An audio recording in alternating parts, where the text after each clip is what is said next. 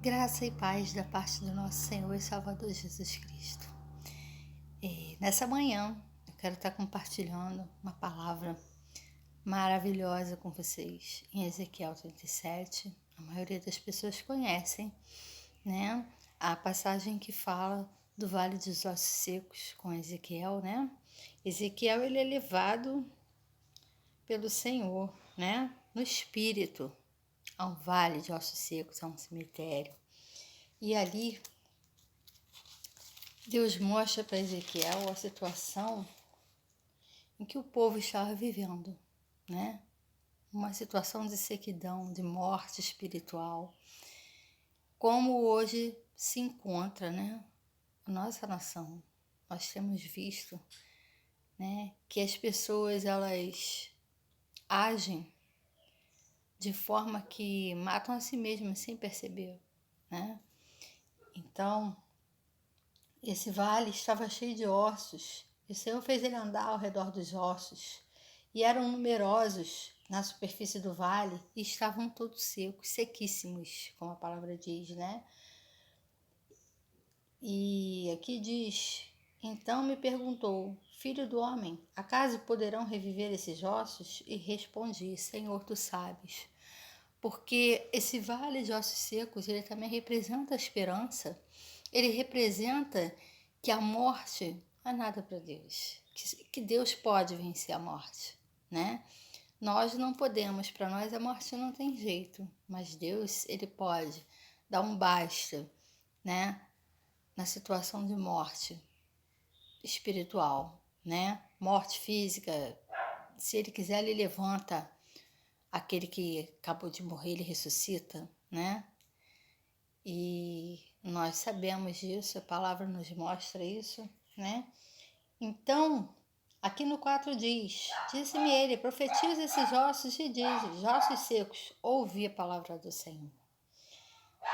Assim diz o Senhor Deus a esses ossos, eis que farei entrar o Espírito em vós e vivereis. Aquelas pessoas estavam mortas porque não havia nelas o Espírito de Deus. O Espírito de Deus estava ausente da vida daquelas pessoas.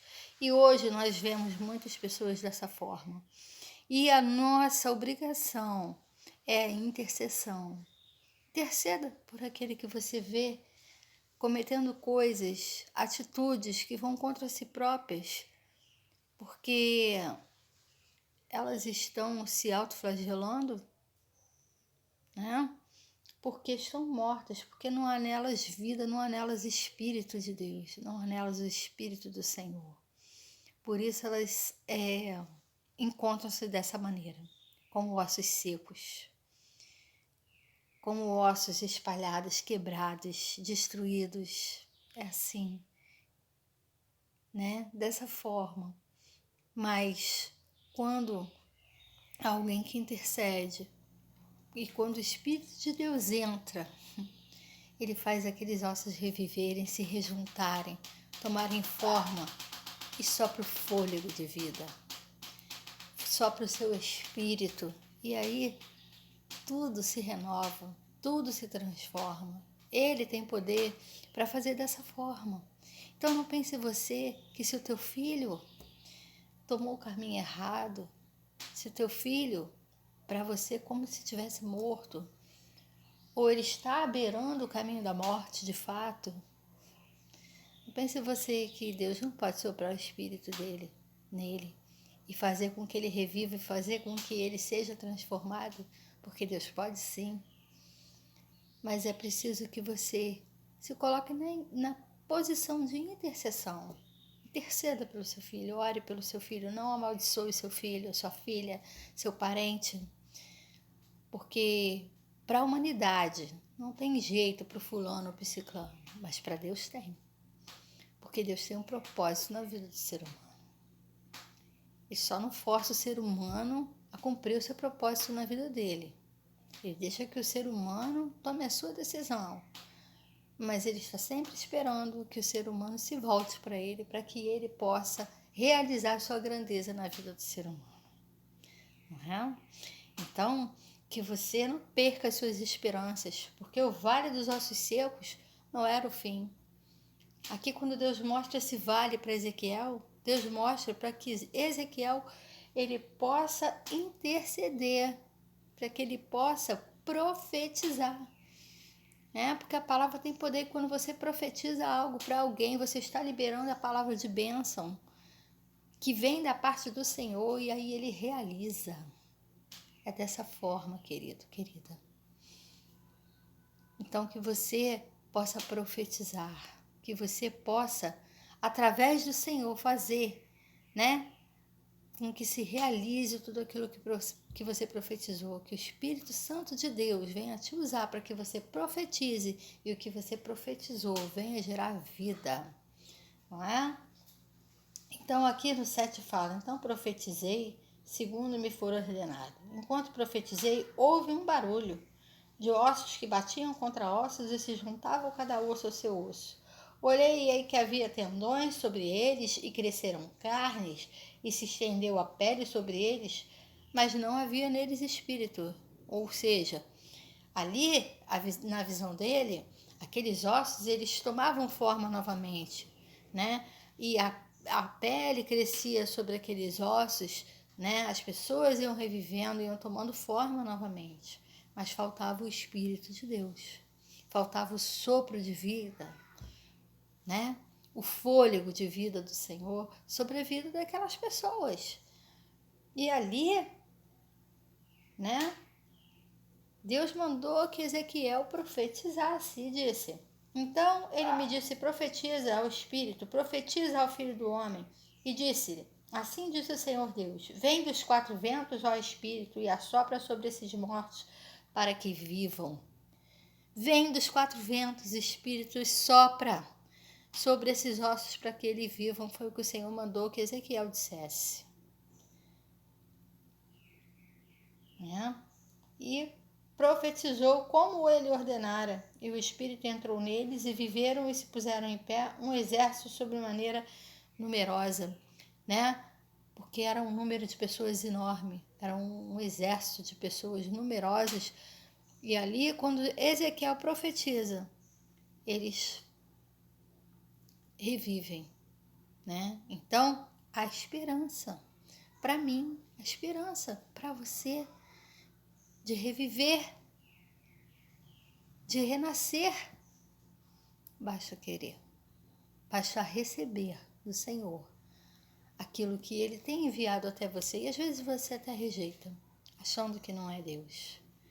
Mas quando verdadeiramente a gente se coloca na posição de ouvir, de obedecer, Deus faz com que tudo seja renovado, com que tudo seja transformado, como aconteceu com esse povo que estava sem esperança, que estava morto, que já estava totalmente dilacerado, totalmente partido, Como diz aqui, os ossos estavam espalhados para tudo quanto é lado, estavam despedaçados, mas havia alguém que Deus chamou para profetizar. Alguém que não se calou diante da timidez, diante da dúvida, mas ouviu a voz do Senhor e obedeceu. E assim tudo se fez novo. Que eu e você possamos ouvir e obedecer a voz de Deus, para que tudo venha a se fazer novo, não só para nós, mas para quem está à nossa volta, para quem a gente precisa profetizar. Amém, queridos? Então, aqui fala que os ossos secos. Aqui, então me disse, filho do homem, estes ossos secos são toda a casa de Israel. Eis que dizem, os nossos ossos se secaram e pereceu a nossa esperança. Estamos de tudo exterminados. Portanto, profetiza e diz, assim diz o Senhor Deus, eis que abrirei a vossa sepultura e vos farei sair dela, ó povo meu, e vos trarei a terra de Israel. Então aqui, Deus estava mostrando para ele que esses ossos eram a casa de Israel, era todo o povo de Israel, E aqui Deus mandou com que eles dissessem para eles que havia esperança, que ele ia abrir a sepultura e ia tirar eles dali. Ia mudar o lamento deles, ia mudar a circunstância da vida deles, né? E aí ele diz, profetiza, assim diz o Senhor, eis que abrirei a vossa sepultura, farei sair dela, ó povo meu, e vos trarei a terra de Israel. Sabereis que eu sou o Senhor, quando eu abrir a vossa sepultura e vos fizer sair dela, ó povo meu. Porei em vós o meu espírito e vivereis, e vos estabelecerei na vossa própria terra. Então sabereis que eu, Senhor, disse isso, e o fiz, diz o Senhor. Então aqui o Senhor não só falou que ia tirar eles da sepultura, mas que ia pôr neles o seu espírito, né? Que ia transformar aquela situação em que eles estavam vivendo, que ia estabelecer eles na própria terra, para que eles soubessem que Ele é o Senhor. E é assim que Ele faz com a gente, né? Para que a gente saiba que Ele é o Senhor, Ele muda a circunstância, Ele fala, eu vou te tirar daí, eu vou transformar a tua vida, e tu vai saber que eu sou o Senhor da tua vida. É assim que Deus faz, porque Deus Ele não muda, né? Então, há esperança no vale para você, há esperança no vale para mim. Nós vamos para o vale, muitas das vezes, para ser tratados por Deus, para Deus tirar os nossos espinhos, para Deus renovar nossa mente, para Deus nos ensinar, né? E quando nós voltamos, quando nós saímos do vale, porque o vale não é um lugar de permanência, mas é um lugar de passagem, né? Onde você vai, né? Como se você tivesse ido para uma escola lá fora. Você vai estudar tudo que você tem que estudar e depois você vai voltar para sua terra.